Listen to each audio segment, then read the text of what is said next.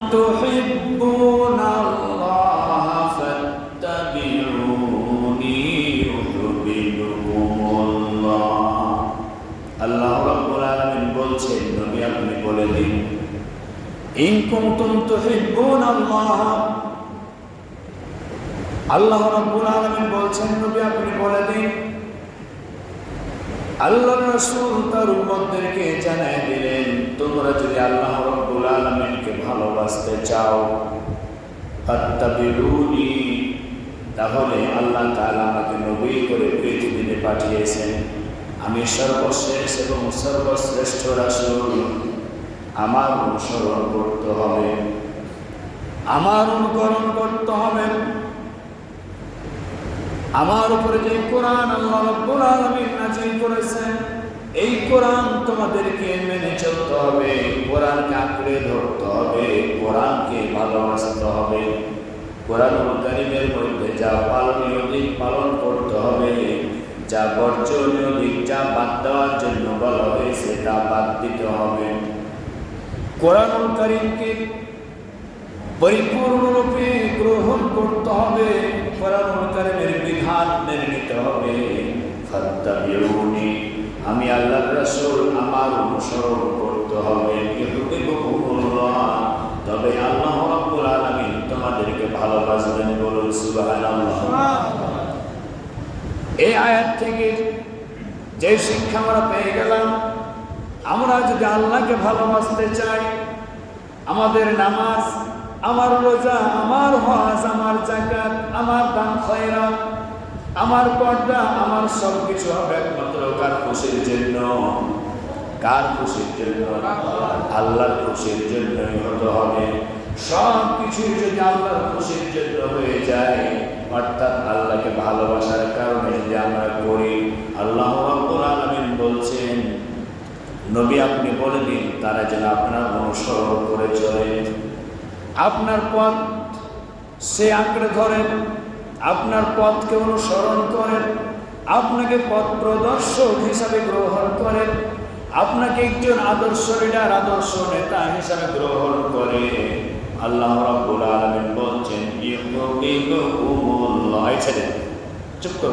বসো ইউহিব্বুকুমুল্লাহ আল্লাহ রাব্বুল আলামিন বলছেন আমি আল্লাহ তাআলা তাদেরকে ভালোবাসবো আমার হুকুম যারা মেনে নেবেন আমার কথা মতো যারা জীবন যাপন করবেন আমার কথা মতো ব্যক্তি জীবন পরিবার জীবন সমাজ জীবন রাষ্ট্রীয় জীবন পরিচালনা করবেন আমি রব্বুল আলামিন তাদেরকে ভালোবাসবো ইয়াগফির লাকুম যুনুবাকুম এবং আমি ভালোবাসার কারণে আমার বান্দাদের সমস্ত জীবনের গুনাহগুলি মাফ করে দেব বলুন সুবহানাল্লাহ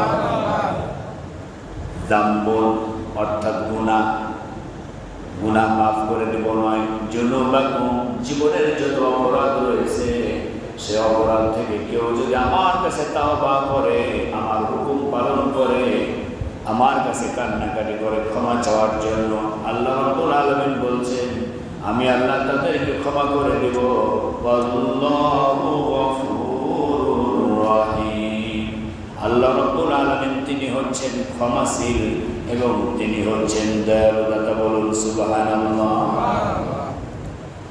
আল্লাহ রাব্বুল আলামিন তিনি ক্ষমা করে দেবেন মাফ করে দেবেন অন্যত্র আল্লাহ রাব্বুল আলামিন বলছেন শুধুই মাফ নয় আমার হুকুম মতো যারা জীবন যাপন করবে আল্লাহ রাব্বুল আলামিন বলছেন ওয়া তুজাহিদুনা ফি সাবিলিল্লাহি বিআমওয়ালিকুম ওয়া আনফুসিকুম যালিকুম খায়রুল লাকুম ইন কুনতুম তা'লামুন আল্লাহু আকবার রব্বুল আলামিন বলছেন যারা আমার পথে জিহাদ করবে তাদের মাল দিয়ে তাদের জীবন দিয়ে আমার পথে সংগ্রাম করবে লড়াই করবে একটি ঘূর্ণিধারা সমাজকে পরিবর্তন করার জন্য চেষ্টা করবে সংগ্রাম করবে যে সমাজে অন্যায় অত্যাচার জুলুম নিপীড়ন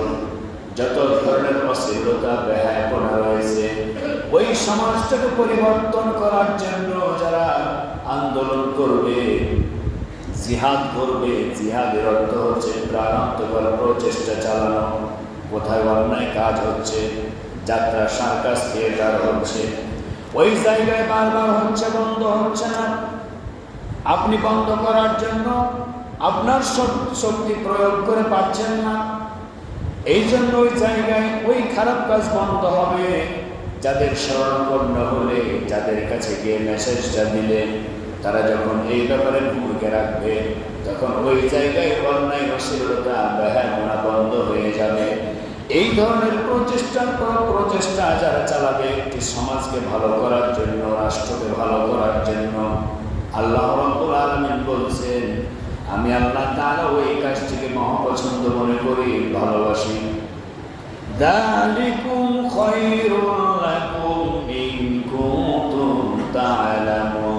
আল্লাহ বলছেন এতেই কল্যাণ রয়েছে, যদি তোমরা বুঝতে পারো। তাহলে কি হবে? ওয়া ইয়াগফির লাকুম। আল্লাহ তাআলা বলছেন, আমি আল্লাহ তাআলা আমার বান্দাদেরকে ক্ষমা করে দেব। যুনুবাকুম, তাদের জীবনের সমস্ত পাপ রাশিগুলো মাফ করে দেব। এরপর আল্লাহ রাব্বুল আলামিন বলছেন, ওয়া ইউদখিলকুম জান্নাতিন তাজরি মিন তাহতিহাল আনহার।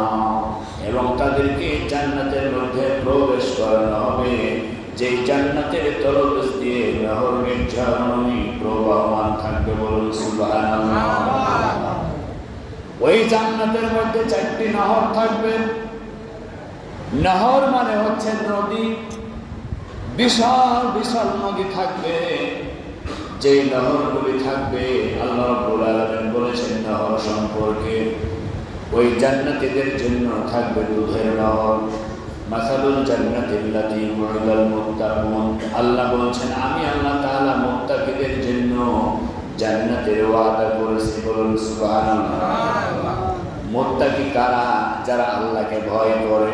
শুধু নামাজ পড়লেই মুত্তাকি হয় না, নামাজ পড়ার পরে চুরি করে, ডাকাতি করে, ছিনতাই করে,